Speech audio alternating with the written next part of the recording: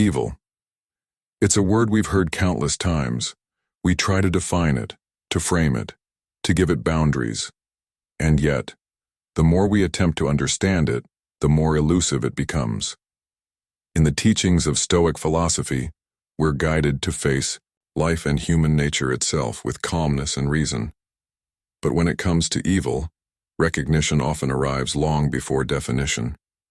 You see, a truly malicious person doesn't always announce themselves. They don't need to. Their actions, their energy, the damage they cause, it all speaks louder than any words ever could.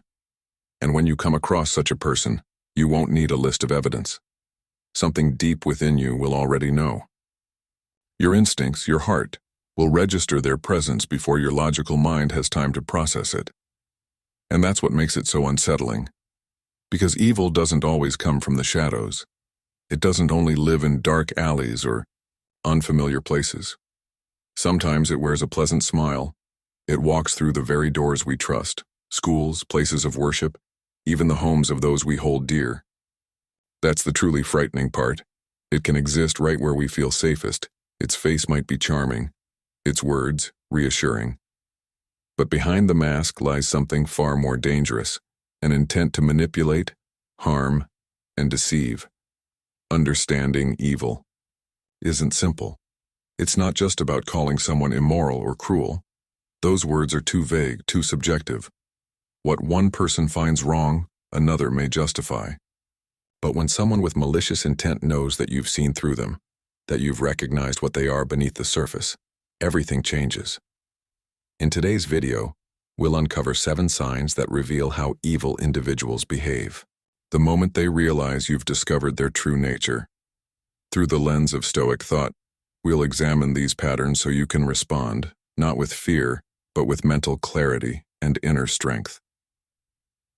Sign number 1, they reinvent themselves. With a new reputation, have you ever looked at someone and sensed something deeply unsettling, like their soul was cloaked in darkness? You might have dismissed it thinking, no one could really be that bad. But the truth is, human beings are sometimes capable of far more harm than we imagine. And some are so skilled at hiding their true intentions that it can take months, even years, to see the full picture. But don't blame yourself. People like this are often masters of deception. They know exactly how to shape the narrative to suit their goals. They manipulate, take, and leave behind confusion, regret, and broken trust. And here's what happens when they realize you've uncovered the truth. They don't apologize or change. Instead, they act fast to change how you see them. Their weapon? Reputation. They understand how powerful public perception is, so they immediately begin crafting a new version of themselves, one that seems more polished, sympathetic, and reformed. Picture someone in your community known for their toxic behavior, someone who's caused real harm. Now imagine them suddenly returning with a new story, full of excuses and dramatized struggles. They blame past actions on misunderstandings, difficult phases, or other people. They become the misunderstood victim in a carefully staged performance. They don't care about becoming better. They care about looking better. Marcus Aurelius once said, "The soul becomes dyed with the color of its thoughts." And these individuals know that if they can influence your thoughts about them, they can alter your behavior, your beliefs, even your memories. This is not change. This is camouflage. In the workplace, you might experience this through a colleague who was once known for dishonesty and manipulation. But once they realize you've seen through them, they suddenly become softer, more relatable. They talk about their struggles. They claim they've grown. They speak of lessons learned. But all of it, every word, is designed to disarm you. They want you to doubt your instincts. They want you to second-guess your experience. And before you realize it, you start wondering, was I wrong about them all along? That's their trap. And the longer you entertain it, the harder it becomes to break free. You begin questioning your own judgment, and that loss of clarity makes you more vulnerable to falling under their influence again. Stoic philosophy reminds us, stay centered. Don't let fleeting emotions distort your perception. When someone suddenly changes their image after being exposed, it's often not a sign of growth. It's a sign of deeper manipulation. Watch carefully. Their reinvention is not redemption, it's a strategy. And if you've ever felt a strange sense of unease around someone like this, a sensation you couldn't explain, you're not alone. Sometimes, long before the truth is spoken, our bodies and our energy pick up on it. That brings us to the next revealing sign. Sign number 2, they give you strange vibrations. What exactly are these vibrations we feel? Vibrations are the subtle, often unspoken energy exchanges we experience in human interaction. Every person, every space, carries a kind of frequency. And when something feels off, it usually is. You may not be able to put your finger on it, but your body knows. Your intuition knows. This isn't just spiritual belief. There's science behind it. Our brains, our nervous systems, even our skin responds to the emotional and energetic state of those around us. And when you're in the presence of someone with harmful intent, those vibrations become hard to ignore, especially when they realize you've seen through them. Suddenly their behavior shifts. It no longer feels natural. Their smiles seem forced, their words calculated. You begin to feel a kind of pressure in their presence, as if you're walking on eggshells or being watched too closely. If this person holds a position of authority, things can escalate. They may begin to invade your privacy, ask intrusive questions, or monitor your behavior more closely. Their goal? To reassert control, to reestablish dominance. This too is a tactic, not one of open confrontation, but of quiet intimidation. In Stoicism, we are taught to master our emotions even in the face of discomfort. As Epictetus once said, people are not disturbed by things, but by their judgments about things. In moments like this, your judgment becomes your shield.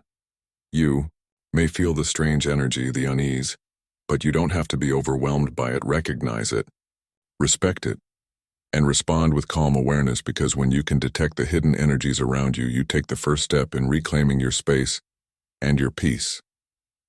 And in the next part of our journey, we'll uncover yet another sign of evil's presence, one that attacks not just your surroundings but your very sense of belonging and security. In the previous section, we explored how those with malicious intent often change their energy, their very presence, when they realize you've seen through them. That discomfort you feel around them? It's not random. It's a warning. Now let's move deeper into the heart of deception, where truth becomes buried beneath layer after layer of lies. Sign number 3. They lie to cover up. Past lies, a lie is rarely just a single act. More often it's a thread, and once that first thread is pulled, others soon follow, weaving a web that becomes more intricate and suffocating over time. For those who are malicious, lying isn't just a habit, it's a survival strategy. Once someone with bad intent knows that the truth about them has surfaced, they rarely come clean. Instead, they double down. Rather than unravel the deception, they begin spinning even more lies, desperately hoping to conceal what has already begun to show. The Stoic philosopher Epictetus once said, "It is impossible for a man to learn what he thinks he already knows." Those who lie habitually lock themselves into a cycle of ignorance. Their minds are so clouded by their own fabrications that they become incapable of seeing the truth, even when it stares them in the face. Let's be honest, we've all told lies. Sometimes small ones, like avoiding an uncomfortable comment about someone's appearance. Research even suggests the average person lies once or twice a day. In fact, studies show that nearly 60% of adults admit to lying daily, and men are statistically more prone to it than women. But not all lies are the same. Some are told to spare feelings, others to keep peace. But the lies of the wicked, they serve only one purpose: self-preservation at any cost. When exposed, these individuals don't stop. They build new narratives, they twist facts, they deflect blame and distort reality in any way possible to protect the image they've constructed. It's not about mending the damage. They're focused entirely on avoiding consequences. This behavior reveals more than dishonesty. It exposes fear. A deep fear of accountability, of losing control, of being truly seen. Instead of taking the courageous path of admitting wrongdoing, they choose the dangerous path of further deceit. And, with each new lie, they fall deeper into the pit they've created. Trust is destroyed, relationships are fractured, and for those around them, the betrayal cuts deeper with every word spoken in dishonesty. In truth, the person they are deceiving most is themselves. They believe their lies can somehow repair what's broken. That another story, another excuse, might salvage what's slipping away, but the damage is already done, and the further they go, the more unrecognizable they become, even to themselves. For those on the receiving end of such lies, especially from someone once trusted, the pain is heavy. Whether the deception is small or significant, the foundation of trust has been shattered, and rebuilding it feels nearly impossible. To the wicked, betrayal is not a misstep. It's a calculated move, a method to guard their self-interest, regardless of the emotional wreckage they leave behind. Truth to them is just another tool, something to bend, reshape, or discard altogether when it no longer serves their needs. And when someone treats truth as flexible, they become dangerous. Because once trust is gone, what's left? This is why Stoicism urges us to value clarity, to remain still in the storm of manipulation, and not let lies cloud our inner vision. And now, we move on to yet another behavior you'll likely notice once you've seen through someone's facade. It's not always loud or confrontational. Sometimes it's subtle, but unmistakably opportunistic.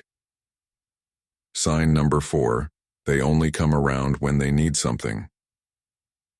Marcus Aurelius once said, "Waste no more time arguing about what a good man should be one." And this idea is never more important than when you're dealing with people whose loyalty evaporates the moment it no longer benefits them. Toxic individuals, once unmasked, rarely stick around to nurture the relationship. Instead, they retreat, only to reappear when they sense there's something to gain. Before their true nature is exposed, they may present themselves as the ideal friend, partner, or colleague. They're present, helpful, concerned. They know exactly how to make you feel supported until their cover begins to crack. Once you begin seeing them clearly, everything shifts. They no longer show up out of care or connection. They reappear only when they need something. And once their needs are met, they vanish, leaving you to deal with your struggles alone. Their relationships are transactional, not genuine. They calculate emotional investments the same way others calculate financial ones. If there's no return, they disappear. These are the opportunists of life, never giving freely, only taking when it suits them. And perhaps most frustrating of all, they often come back after you've healed, after you've endured the pain, after you've picked yourself up. After you've found peace, they return with apologies, with excuses, hoping that your kindness and forgiveness will open the door again. And if you say no, they disappear again, until the next time they need something. These individuals rarely change. They don't value you. They value your usefulness. And if you're not paying attention, it's easy to fall into their cycle again and again. A classic story from Stoic history illustrates this well. Epictetus, the great teacher of self-discipline and endurance, once had a student who seemed deeply devoted. Whenever the student needed wisdom or support, he came to Epictetus for guidance. But when the roles reversed, when Epictetus himself was facing hardship, that student was nowhere to be found. Only after the challenge had passed, when Epictetus no longer needed anything, did the student return, acting as if nothing had changed. This is the nature of the opportunist. Stoic philosophy doesn't just warn us about such people. It teaches us how to deal with them, with calm, with discernment, and most importantly, without bitterness, because your peace is worth more than any false friendship. And as we continue, we'll uncover yet another layer of behavior. What happens when the mask falls completely, and control becomes their final desperate strategy? Sign number 5. They try to make you feel stupid. One of the most insidious tactics of malicious individuals, especially those with narcissistic traits, is psychological belittlement. Their goal? To chip away at your confidence, to make you question your own judgment, your own intelligence, your own worth. Picture this. You finally open up to someone you trust. You share a mistake, a fear, a moment of vulnerability. But instead of receiving empathy or support, you're met with condescension. They smirk and say things like, "Well, you should have seen that coming," or "Why would you even do that?" It sounds casual, dismissive. But the effect? Deep and lasting. You begin to feel small, ashamed, foolish. This is not a one-off mistake in communication. It's a deliberate move. They want you to feel embarrassed for not predicting the future. They want you to feel like your intuition is flawed, that your choices are laughable, and slowly you begin to question yourself, your decisions, your value. This is their power play. By undermining your self-esteem, they create a dynamic where you start seeking their validation, the very validation they will withhold, manipulate, and ration. It's a vicious loop, and they know it. From the Stoic perspective, this kind of behavior is deeply out of alignment with virtue. The Stoics believe that true wisdom lies in reason, and virtue is shown in how we treat others. Any deliberate attempt to belittle or mock someone's vulnerability is not strength, it is moral weakness. The most dangerous part of this tactic is not the words themselves, it's when you begin to believe them. Suddenly, you're second-guessing your feelings, wondering if your pain is justified, blaming yourself for not being smarter, faster, better, and in that emotional fog you become more pliable, more controllable. That's exactly where they want you, because when you don't trust yourself, you're more likely to trust them. And once they've become your source of validation, they hold the power. But Stoicism offers us a clear and firm response. You do not need the approval of those who belittle you. Your worth is not defined by someone's careless insult. It is rooted in your own integrity, your reasoned mind, and your inner strength. Ask yourself, why should I feel wounded by the words of someone who lacks virtue? A Stoic does not respond to insult with rage or despair. They respond with clarity, with emotional independence. They observe the behavior for what it is, a projection of someone else's insecurity, and they move on, undisturbed. When someone tries to make you feel foolish, the greatest resistance is not yelling back. It's not believing them. That calm confidence, the ability to remain grounded even in the face of mockery, is a form of quiet defiance. It's also the most powerful defense against manipulation, because once you stop looking to them for validation, their control crumbles. So remember, if someone makes you feel small when you're already down, they are revealing their character, not yours. And now we arrive at another common tactic, perhaps even more subtle, but just as manipulative. Sign number 6, they pretend not to know what they are. Have you ever confronted someone for hurting you, only for them to act completely shocked, even confused, as if they had no idea what you were talking about? This is no accident. It's a deliberate strategy used by toxic individuals when they've been exposed. Instead of taking responsibility, they feign ignorance. They pretend to be the victim. Or worse, they flip the script and suggest you are overreacting. It's an emotional bait and switch designed to destabilize you. They'll say things like, "Yeah, why didn't you tell me sooner?" Or, "I had no idea you felt that way." But these aren't genuine questions, they're tools to shift the blame onto you, and suddenly, you're left wondering, did I not communicate clearly? Am I being too sensitive? Was I wrong to be upset? This is psychological warfare.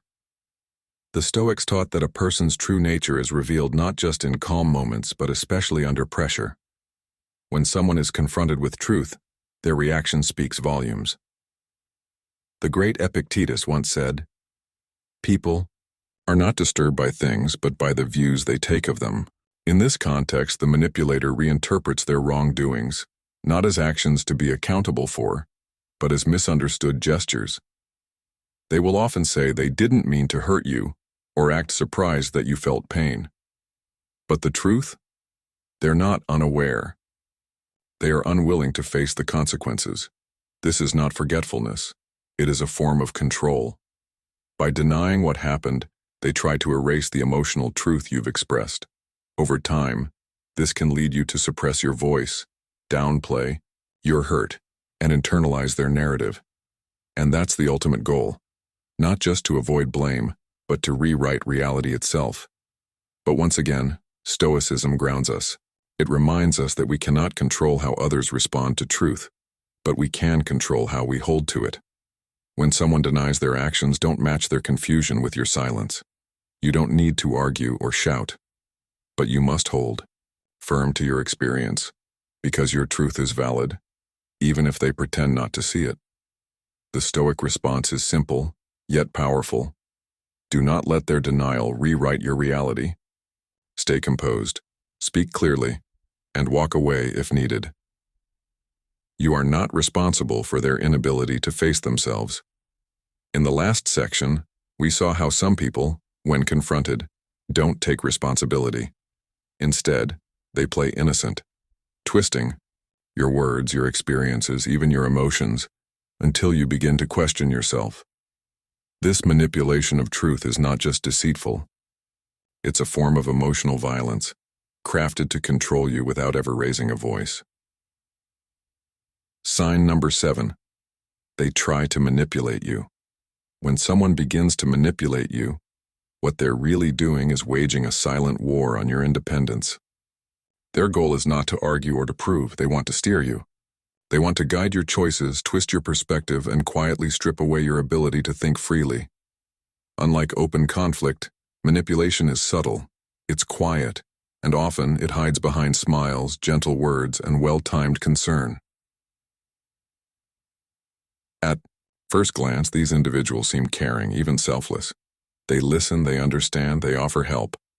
But beneath the surface lies an agenda: control.